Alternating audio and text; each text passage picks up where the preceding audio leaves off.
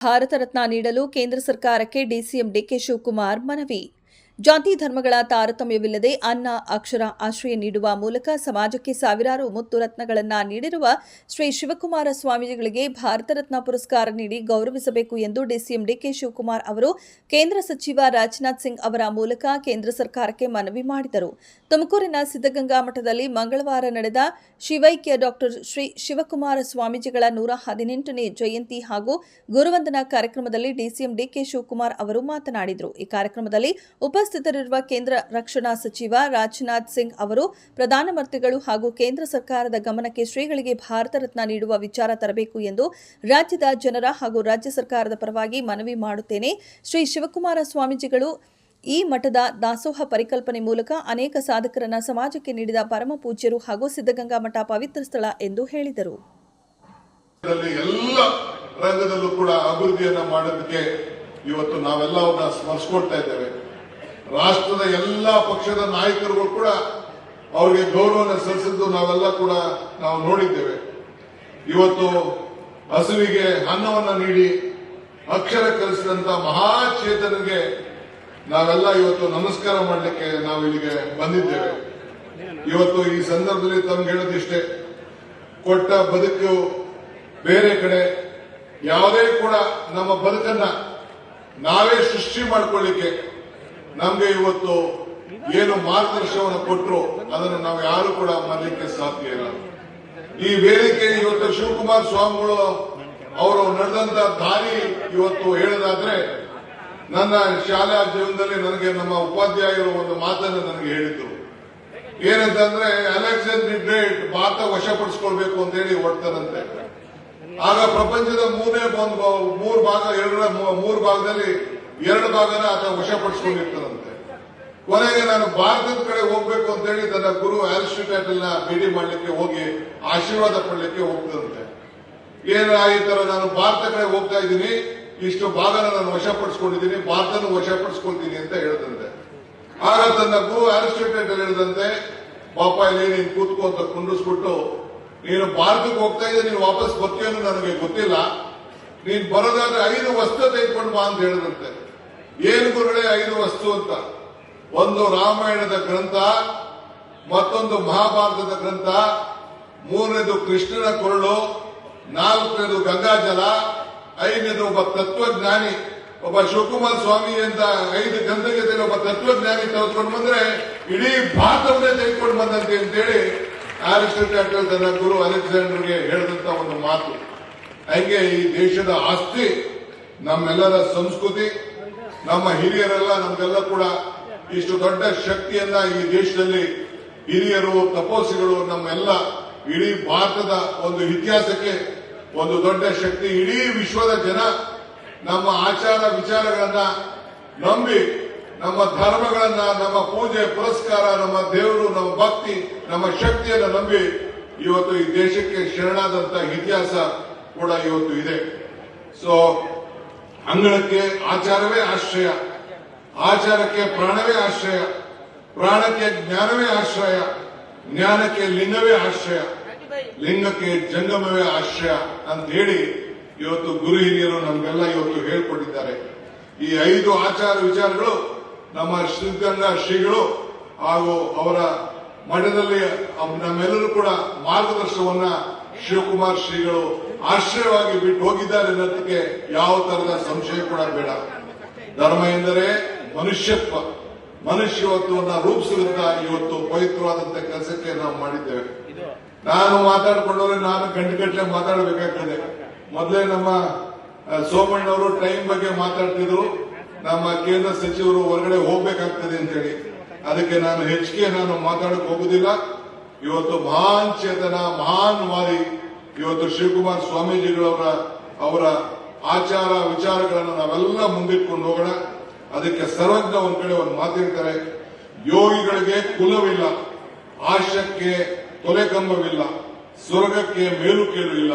ಹಂಗೆ ಈ ಮಠದಲ್ಲಿ ಬಡವ, ಸಾಹುಕಾರ, ಜಾತಿ, ಧರ್ಮ ಇಲ್ಲದೆ ಎಲ್ಲರೂ ಕೂಡ ಮೂರ್ತಿ ಮಾಡಲಿಕ್ಕೆ ಒಂದು ಪ್ರಯತ್ನವನ್ನು ಮಾಡಿ ಒಂದು ದೊಡ್ಡ ಹೆಸರಿದೆ. ಅದರ ಹೆಸರಿನಲ್ಲಿ ನಾವು ನೀವೆಲ್ಲ ಸೇರಿ ಇದೊಂದು ಉಳಿಸ್ಕೊಂಡು ಈ ಸಂದರ್ಭದಲ್ಲಿ ಹೋಗೋಣ ಅಂತ ಹೇಳಿ ಇಂಥ ಒಂದು ಪವಿತ್ರವಾದಂತಹ ಸಂದರ್ಭದಲ್ಲಿ ನಾನು ನಿಮ್ಮನ್ನೆಲ್ಲ ಭೇಟಿ ಮಾಡಿ ಶ್ರೀಗಳ ಆಶೀರ್ವಾದ ಪಡೆದು ತಮ್ಮನ್ನೆಲ್ಲ ಉದ್ದೇಶಿಸಿ ಮಾಡಿ ಈ ಒಂದು ಪವಿತ್ರವಾದ ಸಮಾರಂಭದ ಅಧ್ಯಕ್ಷತೆಯನ್ನು ವಹಿಸುವಂತ ಭಾಗ್ಯ ನನಗೆ ದೊರಕುತ್ತಲ್ಲ. ಅದಕ್ಕೆ ಶ್ರೀಗಳ ಪಾದಗಳಿಗೆ ಮತ್ತೊಮ್ಮೆ ನನ್ನ ಶಾಸ್ತ್ರಾಂಗ ನಮಸ್ಕಾರಗಳ ಅರ್ಪಿಸಿ ಬೇರೆ ದಿನ ಬಂದು ಶಿವಕುಮಾರ್ ನಮ್ಮ ಸಿದ್ಧಗಂಗಾ ಶ್ರೀಗಳು ಮತ್ತು ನಮ್ಮ ದೇಶಿಕೇಂದ್ರ ಶ್ರೀಗಳು ಬೇರೆ ಸಂದರ್ಭದಲ್ಲಿ ಸಿಗ್ತಾರೆ. ಆಗ ಅನೇಕ ವಿಚಾರಗಳನ್ನು ನಿಮ್ಮ ಹತ್ರ ಎಲ್ಲ ಹಂಚಿಕೊಳ್ಳಿಕ್ಕೆ ನಾನು ಪ್ರಯತ್ನವನ್ನು ಮಾಡ್ತೀನಿ ಅಂತ ಹೇಳಿ ನನ್ನ ಮಾತನ್ನು ಮುಗಿಸ್ತೇನೆ. ಎಲ್ಲರಿಗೂ ನಮಸ್ಕಾರ. ಮತ್ತೊಮ್ಮೆ ಎಲ್ಲರೂ ಕೂಡ ಮಾನ್ ಶ್ರೀ ಶ್ರೀ ಶ್ರೀ ಶಿವಕುಮಾರ್ಗಳನ್ನ ಸ್ಮರಿಸಿಕೊಂಡು ನಮ್ಮ ನೆಮ್ಮದಿಯಲ್ಲಿ ಬದುಕೋಣ ಅಂತ ಹೇಳಿ ನನ್ನ ಮಾತನ್ನು ಮುಗಿಸ್ತೇನೆ. ನಮಸ್ಕಾರ. ಸ್ವಾಮಿಗಳ ಪಾದಗಳಿಗೆ ನಮಸ್ಕರಿಸಿ ಮುಖ್ಯವಾಗಿ ಇವತ್ತು I would like to welcome and thank the Honorable Minister, Union Minister of Defence who have come to this great holy place. This is a place which a unique place which has given great opportunity to lakhs of youths in this state and the country. So I welcome you, sir, on behalf of Government of Karnataka.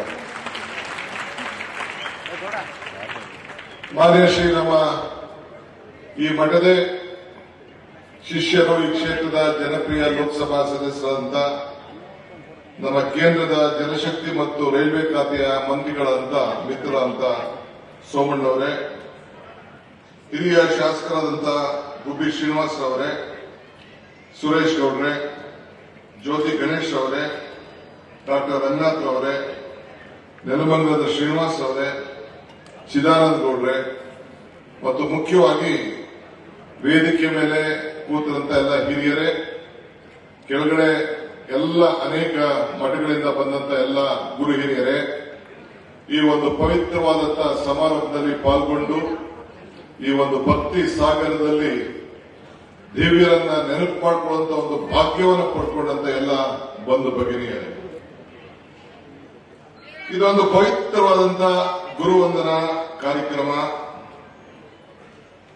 ನಾವು ಯಾವಾಗಲೂ ಒಂದು ಮಾತು ಹೇಳ್ತಾ ಇರ್ತೀನಿ, ಅಮ್ಮನ ನೆನಪು ಪ್ರೀತಿಯ ಮೂಲ, ಗುರುವಿನ ನೆನಪು ಜ್ಞಾನವ ಮೂಲ, ದೇವರ ನೆನಪು ಭಕ್ತಿಯ ಮೂಲ, ಈ ಮೂರರ ನೆನಪು ಮನುಷ್ಯತ್ವ ಮೂಲ, ಮನುಷ್ಯತ್ವ ಮೋಕ್ಷಕ್ಕೆ ಮೂಲ.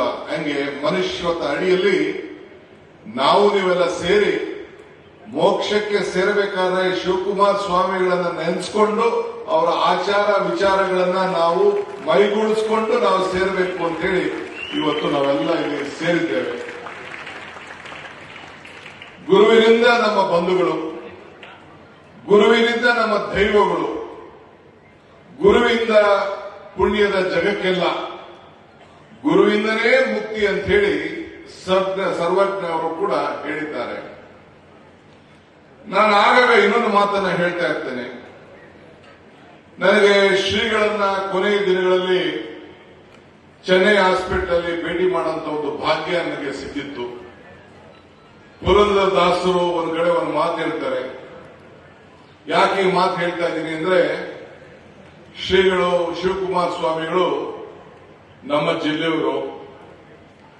ಪುರಂದರದಾಸರು ಮಾತನ್ನು ಯಾಕೆ ನಾನು ಹೋಲಿಕೆ ಮಾಡ್ತಾ ಇದ್ದೀನಿ ಅಂತಂದ್ರೆ, ಪುರಂದರದಾಸ ಹೇಳುವಂತ ಮಾತು ಬಹಳ ಹಿರಿಯರ ಎಲ್ಲ ಕೂಡ ಇಲ್ಲಿ ಇದ್ದಾರೆ.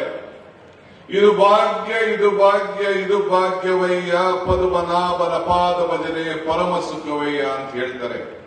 ಹಂಗೆ ಇಂಥ ಒಂದು ಪವಿತ್ರವಾದಂತಹ ಸಂದರ್ಭದಲ್ಲಿ ಭಾಗವಹಿಸಿ ಶ್ರೀಗಳ ಭಜನೆಯನ್ನ ಮಾಡಿ ನನಗೆ ನಮ್ಮ ತಂದೆ ತಾಯಿಯಂದು ಕೂಡ DK ಶಿವಕುಮಾರ್ ಅಂತೇಳಿ ಶಿವಕುಮಾರೇ ಸಿಗುವಂತ ಭಾಗ್ಯ ನನಗೂ ಕೂಡ ದೊರಕೊಟ್ರಲ್ಲ. ಇದು ನನ್ನ ಭಾಗ್ಯ, ನನ್ನ ಭಾಗ್ಯ, ನನ್ನ ಭಾಗ್ಯ ಅಂತೇಳಿ ನಾನು ಭಾಗ್ಯ. ಏನೋ ಸಂಬಂಧ ನನಗೆ ಗೊತ್ತಿಲ್ಲ.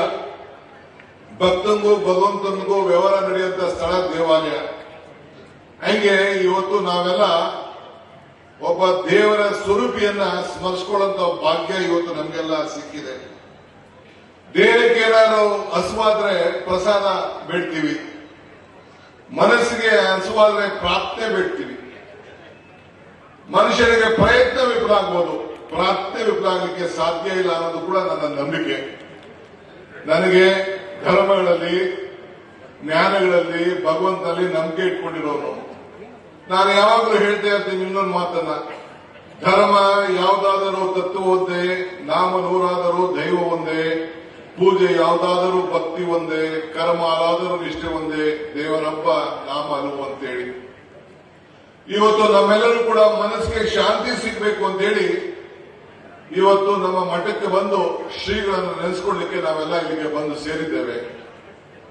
ಶ್ರೀಗಳು ಹಾಕೊಟ್ಟಂತ ದಾರಿ, ಅವರ ಆಚಾರ ವಿಚಾರಗಳ, ಅವರು ಈ ಜಗತ್ತಿನಲ್ಲಿ ಇದ್ದಾಗ ನುಡಿದಂತ ನುಡಿಮುತ್ತುಗಳು, ಇವೆಲ್ಲ ಕೂಡ ನಮ್ಮ ಬದುಕಿಗೆ ಒಂದು ದೊಡ್ಡ ಶಕ್ತಿಯನ್ನ ತುಂಬಿ ಕೊಡುಗೆಯನ್ನು ಕೊಟ್ಟು ಹೋಗಿದ್ದಾರೆ. ನನಗೆ ನೆನಪಿದೆ, ಕೃಷ್ಣ ಅವರ ಸಂಪುಟದಲ್ಲಿ ನಾನು ಸಚಿವನಾಗಿದ್ದೆ. ಒಂದಿನ ಮಠಕ್ಕೆ ಬಂದಿದ್ದು, ಮಠಕ್ಕೆ ಬಂದು ಇಲ್ಲಿ ನಡೀತಾ ಇರೋಂತ ಅನ್ನದಾಸೋಹ ಬಗ್ಗೆ ವ್ಯಾಖ್ಯಾನ ನಡೀತು, ಚರ್ಚೆ ನಡೀತು. ಇಲ್ಲಿಂದ ವಾಪಸ್ ಹೋಗ್ಬೇಕಾದ್ರೆ ಕೃಷ್ಣರವರು ತೀರ್ಮಾನ ಮಾಡಿದ್ರು, ನಾನು ಕೂಡ ನನ್ನ ಸರ್ಕಾರದಿಂದ ಇವತ್ತು ಏನು ಸಿದ್ಧಗಂಗಾ ಮಠ ಅನ್ನದಾಸೋಹ ಮಾಡ್ತಾ ಇದ್ದಾರೆ, ಅದು ಒಂದು ಸರ್ಕಾರದ ಕಾರ್ಯಕ್ರಮವಾಗಿ ಪರಿವರ್ತನೆ ಆಗಬೇಕು ಅಂತೇಳಿ ಅನ್ನದಾಸೋಹ ಕಾರ್ಯಕ್ರಮವನ್ನು ಇಡೀ ರಾಜ್ಯಕ್ಕೆ ಮಕ್ಕಳಿಗೆ ಬಿಸಿ ಊಟ ಕೊಡುವಂತ ಒಂದು ಕಾರ್ಯಕ್ರಮವನ್ನ ಈ ಒಂದು ಮಠನೇ ಪ್ರೇರಣೆ ಅಂತ ಹೇಳಲಿಕ್ಕೆ ನನಗೆ ಬಹಳ ಸಂತೋಷ ಆಗ್ತದೆ. ಇದು ಇವತ್ತು ನಾವೆಲ್ಲ ಇಲ್ಲಿಗೆ ಸೇರಿದ್ದೇವೆ. ಇವತ್ತು ನಮ್ಮೆಲ್ಲರ ನೆನಪು.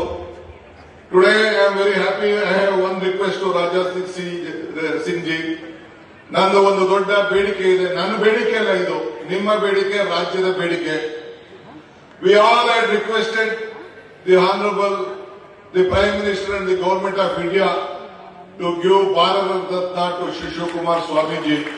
This is a great one request on behalf of Government of Karnataka and all the people of the state, because ನೂರಾರು ಜನ, ಲಕ್ಷಾಂತರ ಜನ ರತ್ನಗಳನ್ನ, ಮುತ್ತುಗಳನ್ನ ಈ ಮಠದಿಂದ ತಯಾರು ಮಾಡಿ ಅಕ್ಷರ, ಅನ್ನ, ಜ್ಞಾನ, ಸಂಸ್ಕಾರ, ಧರ್ಮ ಇವೆಲ್ಲ ಕೂಡ ಬೋಧನೆಯನ್ನು ಮಾಡಿ ಕೊಟ್ಟು ಮನುಷ್ಯವನ್ನ ರೂಪವನ್ನು ಮಾಡಿದಂತ ಒಂದು ಪವಿತ್ರವಾದಂತಹ ಸ್ಥಳ.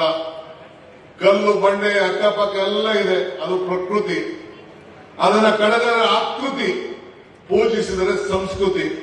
ಹಂಗೆ ಪೂಜೆಯನ್ನ ಮಾಡಲಿಕ್ಕೆ ನೂರಾರು ಜನ, ಸಾವಿರಾರು ಜನ, ಲಕ್ಷಾಂತರ ಮಂದಿಗಳನ್ನ ತಯಾರು ಮಾಡಿದಂತ ಇದೊಂದು ಪವಿತ್ರವಾದಂತಹ ಕ್ಷೇತ್ರ.